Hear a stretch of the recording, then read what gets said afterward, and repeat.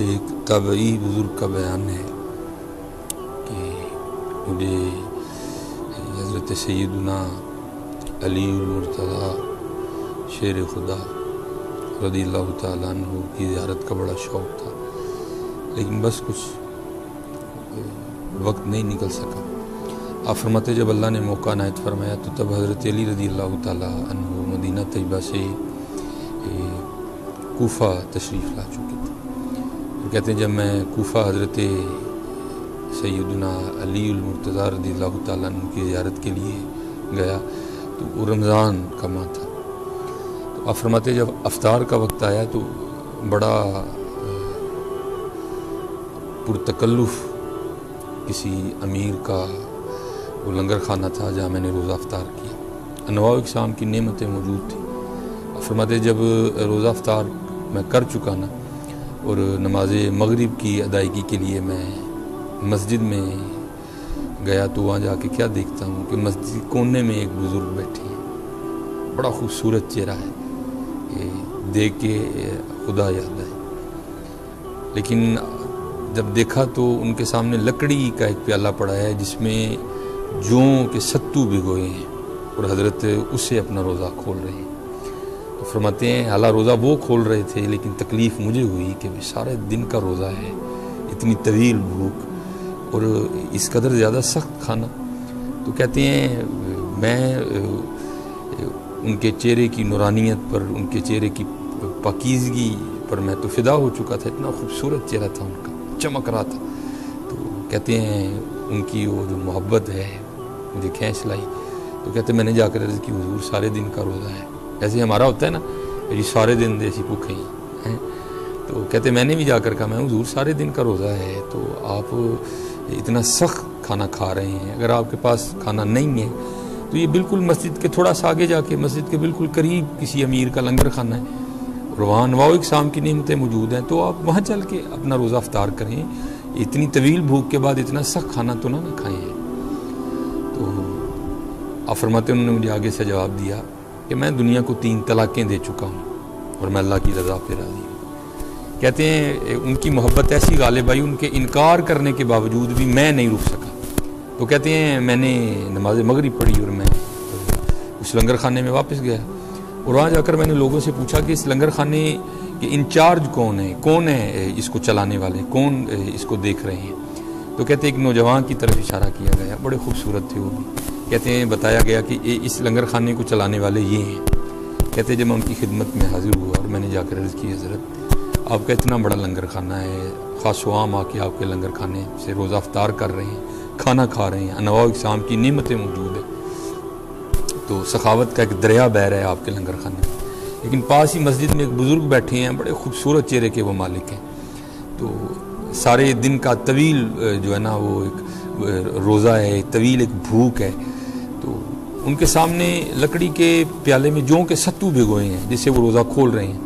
حالانکہ روزہ وہ کھول رہے تھے لیکن تکلیف مجھے ہو رہی تھی کہ سارے دن کی بھوک اور اتنا سخت کھانا۔ تو میں نے ان کی بارگاہ میں عرض کی کہ حضرت آپ لنگر خانے میں تشریف لے چلیں، تو وہاں انواع اقسام کے کھانے پکے ہیں تو آپ وہاں سے اپنا روزہ افطار کریں۔ تو وہ کہتے ہیں انہوں نے آگے سے مجھے جواب دیا ہے کہ میں اللہ کی رضا پہ راضی ہوں اور میں دنیا کو 3 طلاقیں دے چکا ہوں۔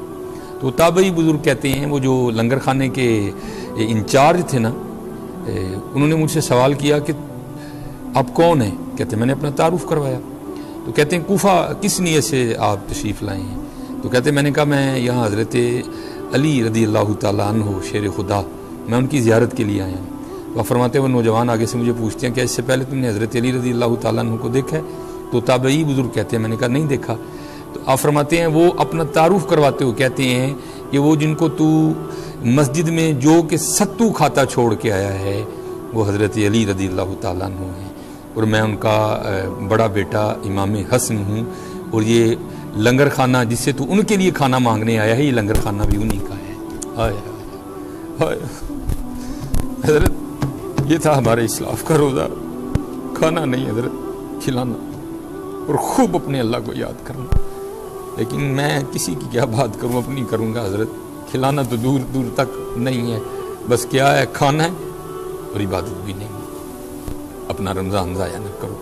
میں نے کل بھی آپ سب سے یہی عرض کیا تھا حضرت، یہ کھانے کو 11 ماہ مل جائے گا، لیکن یہ نماز تراویح رمضان کا تحفہ ہے حضرت. کیا آپ کو 11 ماہ کا تراویح پڑھنے کے لیے؟ یہ رمضان کا تحفہ ہے بھائی.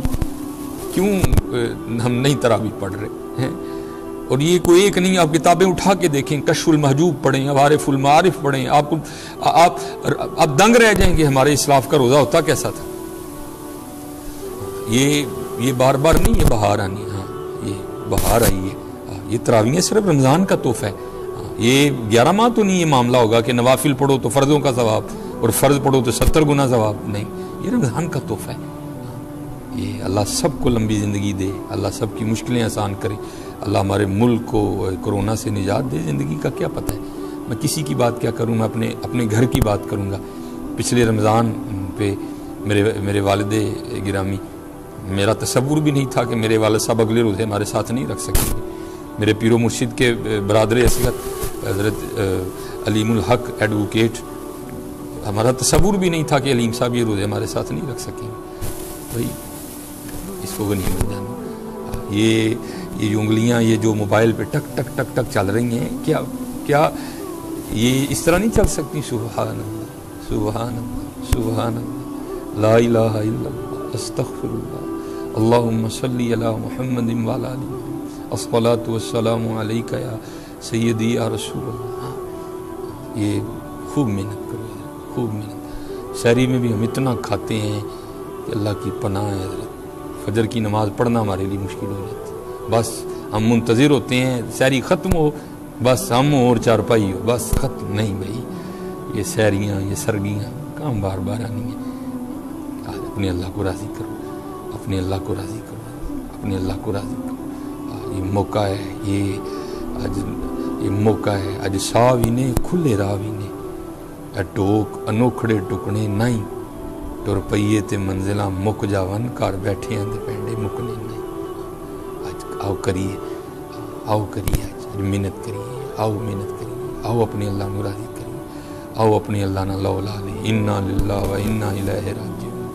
بھائی جانا ہے، اتنے نہیں رہنا کوئی، جانا ہے تو آؤ جتھے جانا ہے وہ تیاری کریے، آؤ جتھے جانا ہے وہ تیاری کریے، آؤ جتھے جانا ہے وہ تیاری کریے، آؤ حضرت جتھے جانا ہے وہ تیاری کریے. اپنے اللہ نو راضی کریے، اپنے اللہ نو راضی کریے.